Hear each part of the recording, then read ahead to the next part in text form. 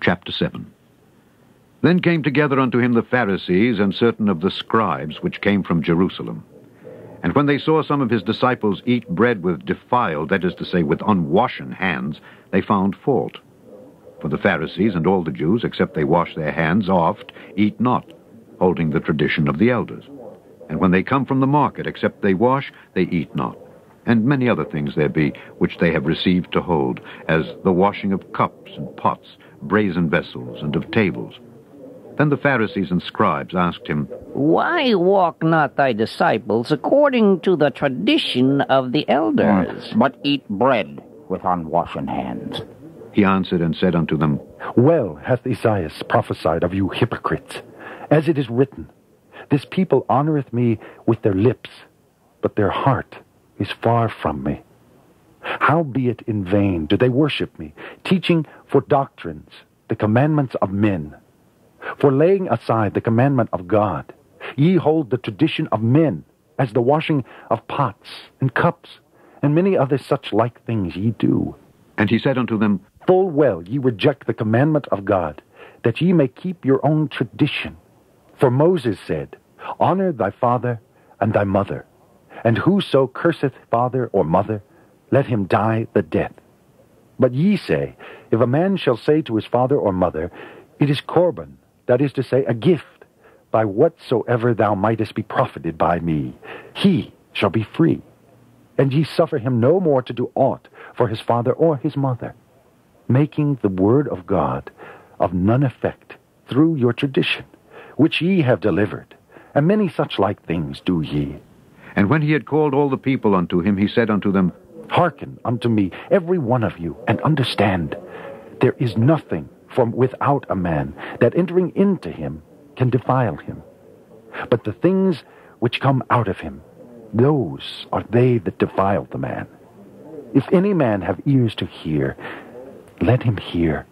And when he was entered into the house from the people, his disciples asked him concerning the parable. And he saith unto them, Are ye so without understanding also? Do ye not perceive that whatsoever thing from without entereth into the man, it cannot defile him, because it entereth not into his heart, but into the belly, and goeth out into the draught, purging all meats? And he said, That which cometh out of the man, that defileth the man. For from within, out of the heart of men, proceed evil thoughts, adulteries, fornications, murders, thefts, covetousness, wickedness, deceit, lasciviousness, an evil eye, blasphemy, pride, foolishness. All these evil things come from within and defile the man. And from thence he arose and went into the borders of Tyre and Zidon, and entered into an house, and would have no man know it. But he could not be hid, for a certain woman, whose young daughter had an unclean spirit, heard of him, and came and fell at his feet. The woman was a Greek, a Syrophoenician by nation, and she besought him that he would cast forth the devil out of her daughter. But Jesus said unto her, Let the children first be filled, for it is not meet to take the children's bread, and to cast it unto the dogs. And she answered and said unto him, Yes, Lord, yet the dogs under the table eat of the children's crumbs. And he said unto her, For this saying, Go thy way, the devil is gone out of thy daughter. And when she was come to her house, she found the devil gone out, and her daughter laid upon the bed. And again, departing from the coasts of Tyre and Zidon, he came unto the sea of Galilee, through the midst of the coasts of Decapolis.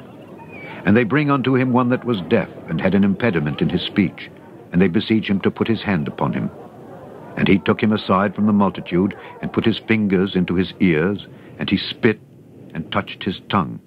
And looking up to heaven, he sighed, and saith unto him, Ephphatha, that is, be opened. And straightway his ears were opened, and the string of his tongue was loosed, and he spake plain. And he charged them that they should tell no man. But the more he charged them, so much the more a great deal they published it, and were beyond measure astonished, saying, He hath done all things well. He maketh both the deaf to hear and the dumb to speak.